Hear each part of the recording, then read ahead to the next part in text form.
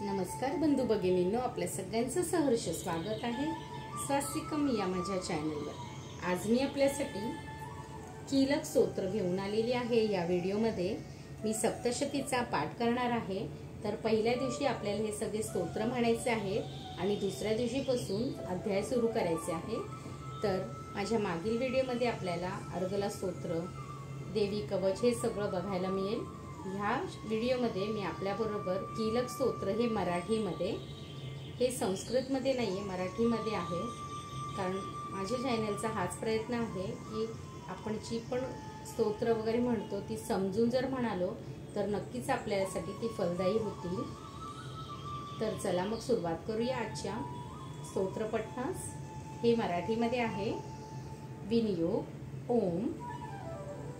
या श्री कीलक मंत्राचा शिव हा ऋषी आहे। या कीलक मंत्राचा शिव हा ऋषी आहे। अनुष्टुभ हा छंद आहे। श्री महासरस्वती ही देवता आहे। श्री जगदंबेची कृपा व्हावी म्हणून तिच्या प्रीत्यर्थे सप्तशतीचा पाठ करताना त्या पाठाचाच एक भाग म्हणून जपामध्ये याचा विनियोग करावा। ओम चंडिका देवीला नमस्कार असो। मार्कंडेय ऋषी म्हणाले, ओम विशुद्ध ज्ञान हेच ज्यांचे शरीर आहे, तीन वेद हेच ज्यांचे दिव्य नेत्र आहेत, लोकांना श्रेयस्कर प्राप्त व्हावे हाच ज्यांचा हेतू आहे आणि ज्यांनी मस्तकी अर्धचंद्र धारण केलेला आहे त्या भगवान शंकरांना माझा नमस्कार असो। हे कीलक स्तोत्र सर्व मंत्रांची किल्ली आहे हे जाणावे। याचा सतत जप करणाऱ्यांचे कल्याण होते, त्यांची शत्रू उच्चाटनादी कार्यसिद्ध होतील, तसेच त्याला दुर्लभ वस्तूही प्राप्त होतात। जो मनुष्य या स्तोत्राचा पाठ करून सप्तशती स्तोत्राने देवीची नित्यस्तुती करतो त्याला देवी प्रसन्न होते। त्याला आपले कार्यसिद्धीसाठी मंत्र, औषधी व अन्य कोणत्याही साधनांची आवश्यकता राहत नाही। इतर कोणत्याही मंत्राधिकांचा जप केल्याशिवाय यांची अपेक्षित कार्य सिद्ध होतात। इतकेच नव्हे तर त्यांच्या सर्व अभिष्ट कामनाही पूर्ण होतात। पूर्वी लोकांच्या मनात सप्तशतीची उपासना श्रेष्ठ ही अन्य मंत्रांची उपासना श्रेष्ठ याविषयी संशय होता। तेव्हा भगवान शंकरांनी जिज्ञासूंना बोलवून सप्तशती नामक स्तोत्रच सर्वश्रेष्ठ आहे, शुभ आहे असे खात्रीने सांगितले। त्यानंतर भगवती चंडिकेचे सप्तशती नामक स्तोत्र शंकरांनी गुप्त ठेवले। अन्य मंत्रांचे जपजन्य पुण्य संपते, पण सप्तशती पाठाने लाभणारे पुण्यफल अक्षय टिकते, ते कधीही संपत नाही। म्हणूनच सप्तशती स्तोत्राचे विधिविधान नीट समजून घेऊन त्याचे नियमाने नित्य पठण करावे। अन्य मंत्राचा जप करणाऱ्या पुरुषाने जर सप्तशती स्तोत्राचे अनुष्ठान केले तर त्याचेही संपूर्ण कल्याण होते, यात काहीच शंका नाही। जो साधक कृष्ण पक्षातील अष्टमी व चतुर्दशीस स्वसतचित्त होऊन आपले सर्व न्यायोपार्जित धन देवी भगवतीच्या सेवेत समर्पित करतो आणि नंतर तेच धन तिची कृपाप्रसाद समजून उदास विचाराने पुन्हा स्वीकारून धर्म मार्गाने त्याचा सद्व्यव करून देवीच्या अधीन होऊन राहतो, त्याच्यावरच देवी प्रसन्न होते। त्याशिवाय देवीची कृपा प्रसन्नता प्राप्त होत नाही। उपासंस्कार देवीची कृपादृष्टी राहावी म्हणून अशा प्रकारे बंधन निर्माण करून भगवान शंकरांनी सप्तशती स्तोत्र केले आहे। सप्तशती पाठ यथासांग होण्याची हीच एकमेव किल्ली आहे। जो मनुष्य सप्तशती स्तोत्राला अशा प्रकारे निष्किल करून नित्यनेमाने स्पष्ट उच्चारासहित त्याचा पाठ करतो तो सिद्ध होतो, तो देवीचा पार्षदगण होतो आणि तोच गंधर्व होतो। तो कोठेही फिरत असला तरी त्याला भय उत्पन्न होत नाही, त्याला अपमृत्यू येत नाही, मृत्यूनंतर त्याला मोक्ष मिळतो। या सर्व विधानांचे नीट ज्ञान प्राप्त करून घेऊन मगच सप्तशती स्तोत्र पाठ प्रारंभ करावा, त्यामुळे ते स्तोत्र उत्तम फलदायी होते, त्याचा पाठ करणाऱ्यांचा नाश होतो। म्हणून शहाणे लोक या कीलक स्तोत्राचे ज्ञान प्राप्त करूनच सप्तशती पाठास प्रारंभ करतात। स्त्रियांच्या ठिकाणी जे काही सौभाग्यादी गुण दिसतात ते सर्व या पाठामुळे व देवीच्या प्रसादाने येतात। म्हणूनच या मंगलमय शुद्ध स्तोत्राचे नेहमी पठण करावे। सप्तशती स्तोत्र संथ लयीत गडबड न करता उच्च व स्पष्ट शब्दोच्चार करून म्हटल्यास सर्व प्रकारची संपत्ती प्राप्त होते। म्हणून हे स्तोत्र प्रारंभापासून असेच मोठ्याने म्हणावे। देवीच्या कृपा प्रसादाने ऐश्वर्य, सौभाग्य, आरोग्य व संपदा प्राप्त होते। शत्रूंची हानी होते, मोक्ष मिळतो। तरीही लोक या पाठाने त्या कल्याणमयी भगवतीचे स्तवन का बरे नाही करत? ओम कीलक स्तोत्र संपूर्णम।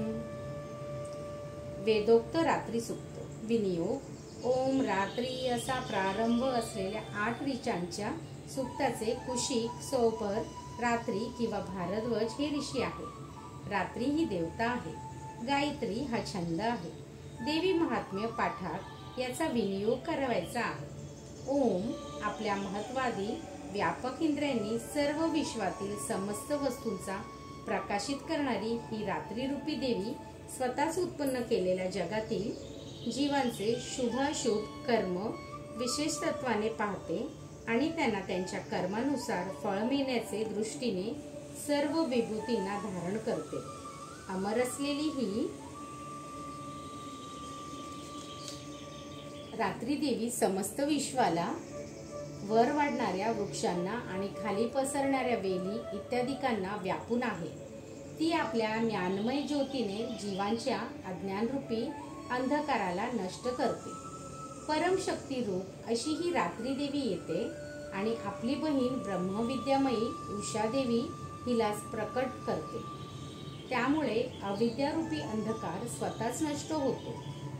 जिच्या आगमनाने आम्ही आमच्या घरात सुखाने झोप घेतो, वृक्षांवर बनविलेल्या आपल्या घरट्यात पक्षीही सुखाने निद्रा घेतात, ती रात्री देवी यावेळी माझ्यावर प्रसन्न हो।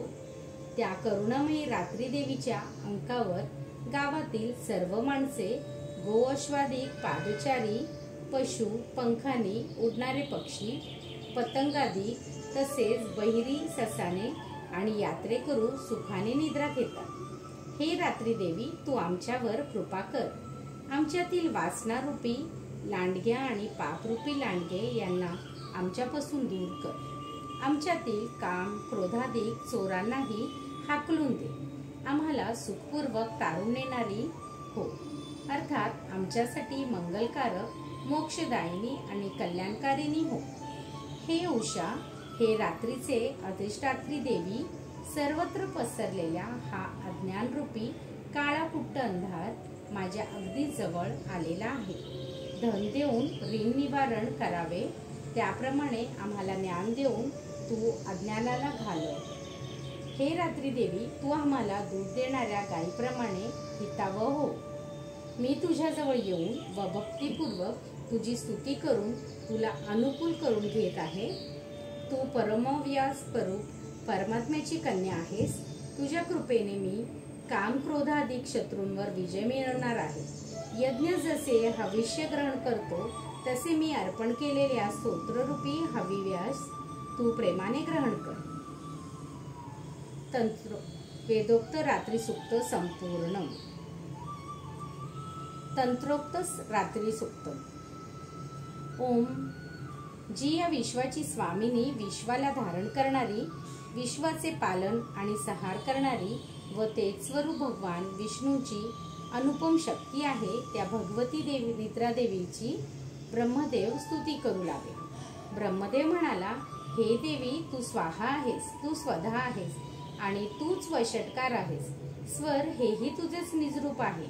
तू अक्षर आहेस, नित्य आहेस, जीवनदायी अमृत आहेस। प्रणवामध्ये अ, उम, म या 3 मात्रांनी तू राहतेस। तसेच त्या प्रणवामध्ये ओंकारामध्ये जिचा विशेष तत्वाने उच्चार केला जात नाही अशी जी अर्धमात्रा आहे ती तूच आहेस। हे देवी तू संध्या आहेस, सावित्री आहेस आणि परमेष्ठ जननी आहेस। हे देवी तू या विश्वाला धारण करतेस, या विश्वाची उत्पत्ती करतेस, याचे पालन करतेस आणि कल्पांती यांचा संहार करतेस। हे जगन्मय देवी, या विश्वाच्या उत्पत्तीकाळी तू सृष्टीरूपी असतेस. विश्वाचे पालन करताना स्थितीरूपी असतेस, तर कल्पांती विश्वाचा संहार करताना सहंती रूपी असतेस. हे देवी, तू श्रेष्ठ विद्या आहेस, महान माया आहेस, महान मेधा आणि महान स्मृती आहेस. तू महान मोहरूप अशी महादेवी व महासुरी आहेस. हे देवी, तू सत्वादी तिन्ही गुणांचा उत्पन्न करणारी सर्व जगाची प्रकृती आहेस. तू महाभयंकर अशी कालरात्री, महारात्री व मोहरात्री आहेस. हे देवी, तू लक्ष्मी, श्रीलक्ष्मी, विश्वस्वामिनी ईश्वरी आहेस. रीम आणि बोध हे जिचे लक्षण आहे अशी बुद्धी आहेस. तू लज्जा, पृष्टी, तृष्टी, शांती व क्षमा, सोशिकता आहेस. हे देवी, तू खडग, शूल, गदा, चक्र, शंख, धनुष्य, बाण, भूशुंडी, परीघ ही आयुधे धारण करणारी आणि भयंकर भयप्रद स्वरूपाची आहेस. हे देवी, तू सौम्य आहेस. सौम्य तर आहेसच, सर्वाधिक सुंदरही आहेस. पर आणि अपर या सर्वांमध्ये तू श्रेष्ठ परमेश्वरी आहेस. हे अखिलात्मिके देवी, या जगात कोठेही ज्या काही लहान मोठ्या सत असत रूप वस्तू आहेत, त्या सर्वांची जी शक्ती आहे ती तूच आहेस. तेव्हा तुझी स्तुती करणे कसे शक्य आहे? हे देवी, जो जगाचा सर्जन करता, पालन करता व संहार करता आहे, तो भगवान विष्णूही तुझ्यामुळे योग निद्रावश झाला आहे. म्हणून तुझी स्तुती करण्यास येथे कोण समर्थ आहे?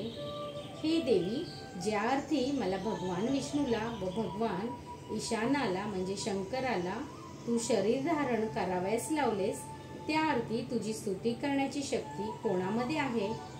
हे देवी, तू स्वतःच्या या उदार भावना प्रभावनेनेच प्रशंसित आहेस. म्हणून तू सर्व शक्तींचे या मधु व कैटभ नामक दोन्ही असुरांना मोहित कर आणि जगाच्या स्वामी असलेल्या भगवान विष्णूला त्वरित जागे करून त्याला या 2 महिन्यांच्या महान असुरांना मारण्याची बुद्धी प्रेरणा दे. तंत्रोक्त रात्री सूक्त. धन्यवाद.